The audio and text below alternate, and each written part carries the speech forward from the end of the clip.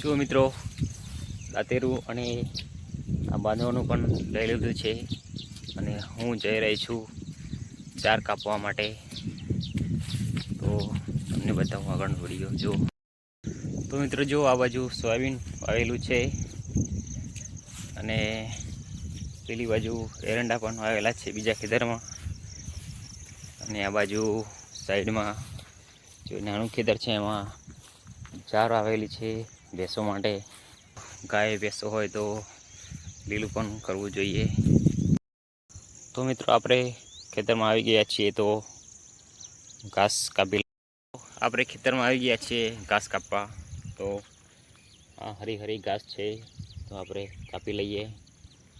અને ઘાસ પણ બહુ સરસ છે, જે ધરો કહેવાય એ આ મોટી મોટી છે જુઓ. તો અમે ધરોવાળા ખેતરમાં ઘાસ કાપવા આવ્યા છીએ.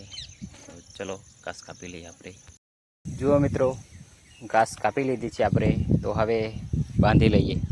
જુઓ મિત્રો ધરોવાળી ચારનો ભારો તૈયાર થઈ ગયો છે. તો ચાલો જઈએ આપણે ભેંસોને નાખવા ચાર. જો મિત્રો ભારો આવી ગયો છે તો ચાર નાખી દઈએ હવે ભેંસોને.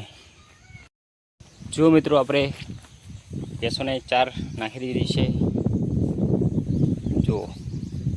અને આ બાજુ નાની પાડીને પણ ચાર નાખી દીધી છે.